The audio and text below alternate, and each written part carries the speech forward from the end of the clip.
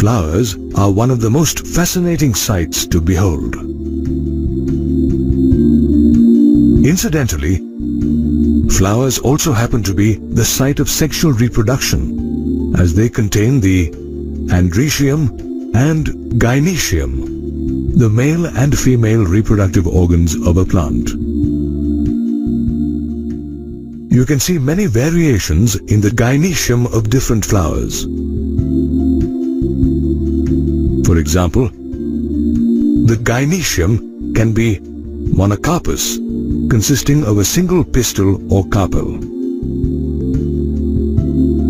Or it may be multicarpous, in which case we see several pistils in a single flower.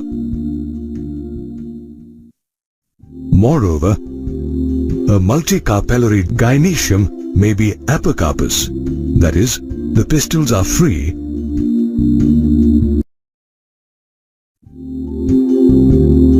or syncarpous, where the pistils are fused.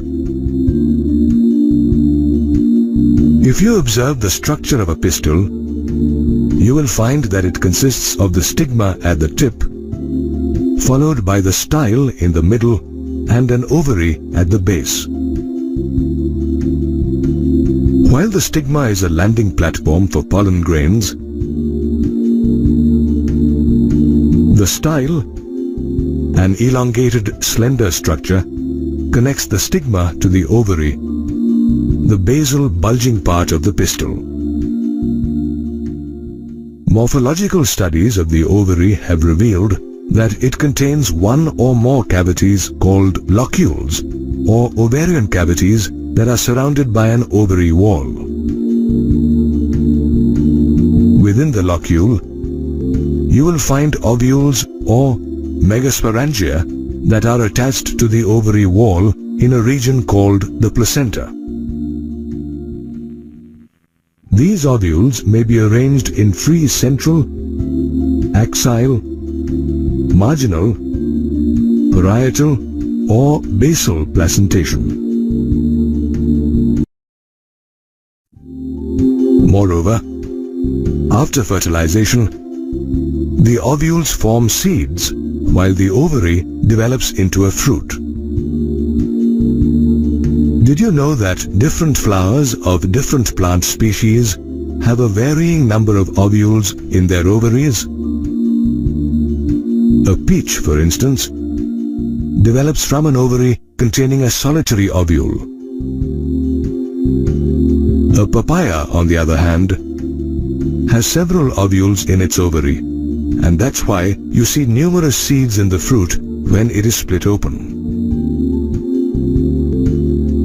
The ovule, considered by botanists as the forerunner of the seed, has an oval or egg-shaped body.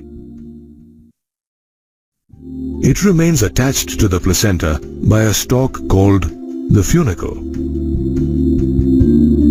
In fact, the ovule's body fuses with the funicle in a region called the hilum.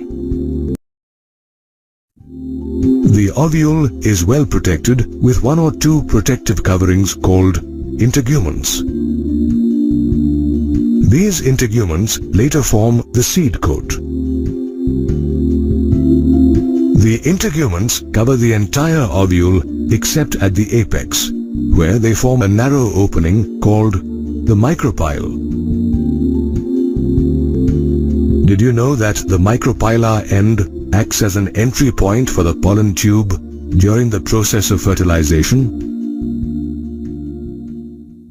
While the micropyle forms one end of the ovule, the chalaza forms the basal part of the ovule.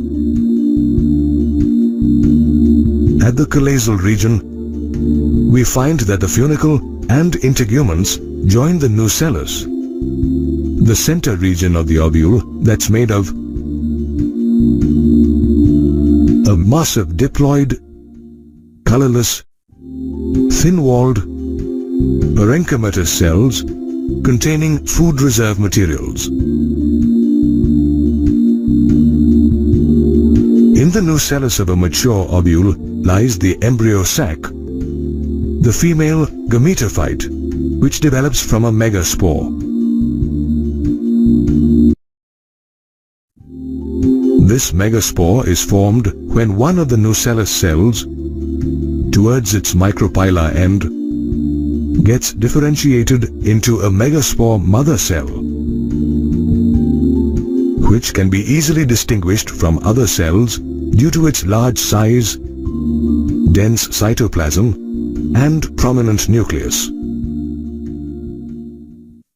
The megaspore mother cell undergoes meiosis to form 4 megaspores which arrange themselves in a linear tetrad. This process of formation of megaspores from the megaspore mother cell is called megasporogenesis. Of the 4 megaspores, usually the one near the chalazial end becomes functional, whereas the other 3 near the micropylar end degenerate. The functional megaspore enlarges and simultaneously undergoes mitotic division to form an embryo sac.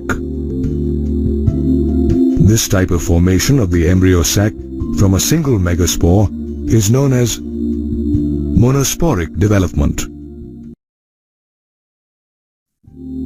While undergoing these mitotic divisions, the nucleus of the functional megaspore first divides to form 2 nuclei, which move to the 2 opposite ends of the embryo sac. This is the 2-nucleate stage of the embryo sac.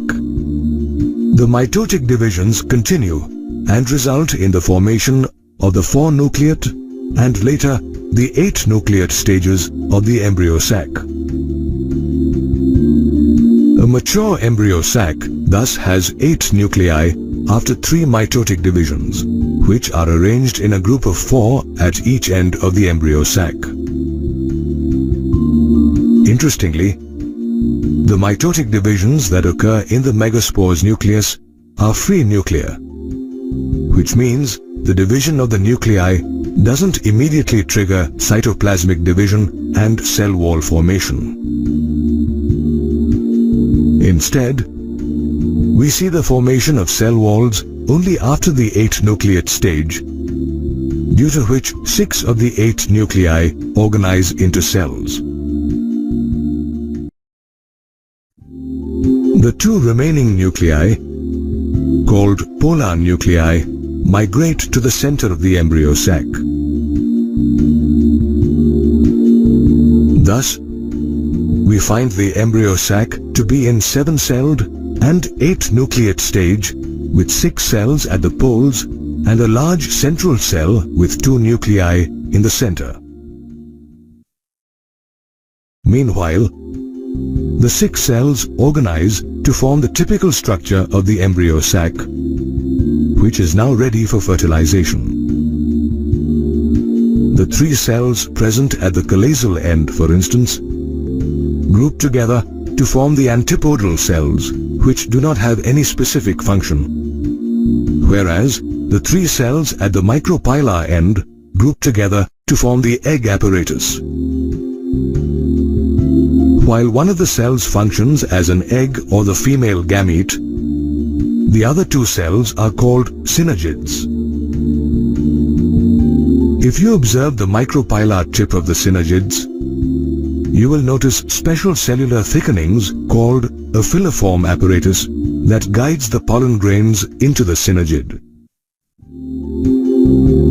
The synergids, as well as other cells, form the embryo sac, the female gametophyte born inside the pistil.